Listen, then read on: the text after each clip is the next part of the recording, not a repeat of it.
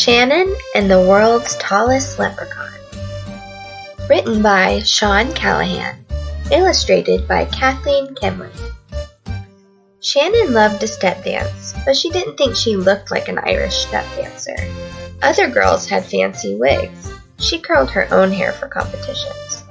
Other girls had expensive dresses from Ireland. Shannon's mom had made her dress.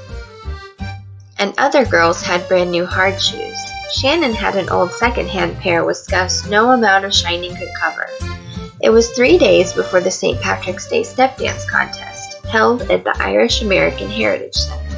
Shannon didn't think she'd win, but she was practicing anyway, when, with a loud, sharp crack, the heel snapped off her left shoe.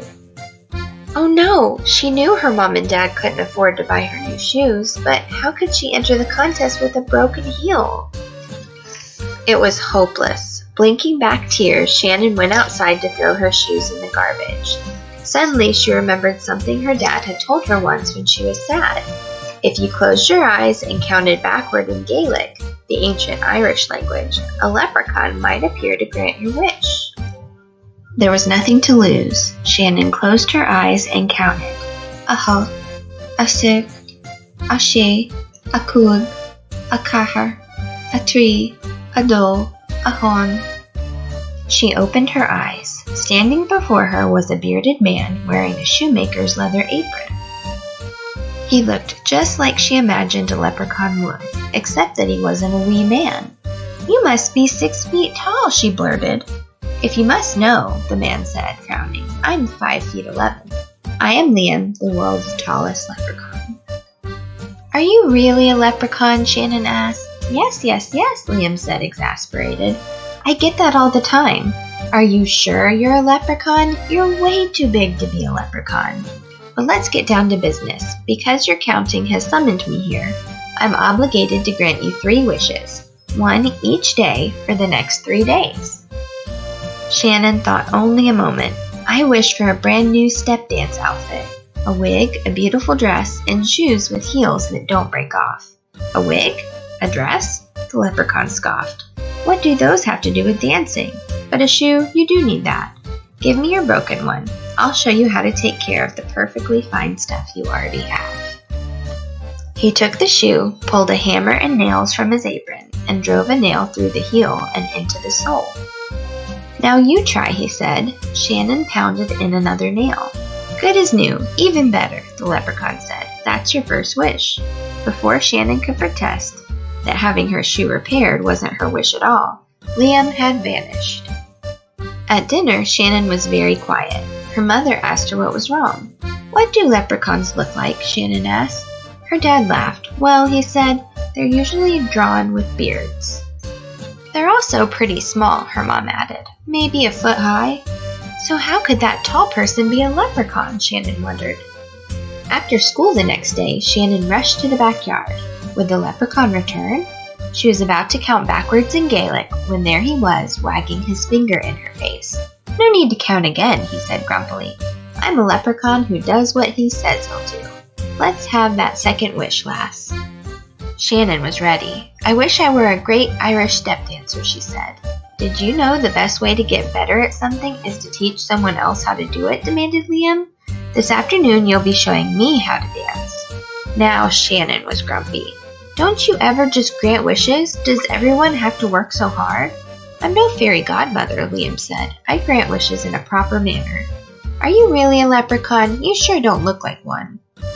Liam glowered at her. I know I'm very tall, he said, but I'm the best leprechaun that ever was. How I look doesn't matter. How I grant wishes does. Now show me how to dance. So on the patio, in the cool March air, Shannon started the leprechaun's dance lesson. She showed him how to hold his arms at his sides and keep his head high and his back straight. Then she demonstrated a simple treble jig. Floor, knee, hop back, 2, 3, 4, she called. At first, Liam danced like a rag doll, his limbs going every which way. But after a long, grueling practice, they were dancing together in perfect time. You know, I think that's the best I've ever danced, Shannon said, out of breath. What did I tell you about teaching, lass? The leprechaun said. It's great practice. Shannon closed her eyes and wiped some sweat from her face. When she opened her eyes again, Liam was gone. Shannon ran into the house. "If you met a leprechaun, what would you wish for?" she asked her dad. "Gold, of course," her father said. "Leprechauns are supposed to hide a pot of gold at the end of the rainbow." "Why, all the questions about leprechauns." "Oh, you know, St. Patrick's Day and all," Shannon said at last. The next day, Liam again appeared in the backyard. Right away, Shannon asked, "Do you have a pot of gold buried at the end of the rainbow?" "Aye, it's true," Liam said. "Did you Google me or something? Is it within the rules for me to wish for some of your gold?" "'Tis, and if you practice some more, tomorrow on St. Patrick's Day you will have some," he said, grinning. Again, the leprechaun and Shannon danced together. When Liam disappeared, for the first time ever, Shannon felt she could win. It was drizzling on St. Patrick's Day as Shannon walked confidently to the Irish American Heritage Center. But when she saw Bridget in her fine curly wig, Colleen in her fancy dress, and Meg in her new hard shoes, Shannon began to lose heart. She just didn't look like a step dancer. It was her turn to dance. She went on stage with only her own curls, wearing her homemade dress and scuffed up hard shoes. Now it was raining even harder. Oh, what was the point? She looked out at the crowd. There were her mom and dad smiling at her. She gave them a little smile back. Then she saw the leprechaun. His silly hat towered over the crowd, and he winked at her. Shannon took a deep breath. If Liam could grant wishes, looking nothing like a leprechaun, maybe she could dance in her old shoes. When the violinist started to play, Shannon thought only about dancing. Her curls bounced, her dress swirled, and her shoes thumped. She danced the most beautiful treble jig she had ever danced. The rain stopped and the sun broke through the clouds. Shannon curtsied and the crowd cheered. Someone shouted, "Brilliant!" She knew it was Liam. When Shannon won first prize, she caught sight of a rainbow arcing across the sky. It seemed to point right to the shining metal hanging around her neck. So this was the leprechaun's gold. She looked for Liam in the crowd. He had vanished once more, but she could have sworn she heard him whisper in her ear, "Happy St. Patrick's Day, Shannon." Thank you for joining Mrs. Lindsay for Shannon and the World's Tallest Leprechaun by Shannon Callahan. I can't wait to go on another book adventure. Come back to Mrs. Lindsay's Book Nook, where everyone is a reader.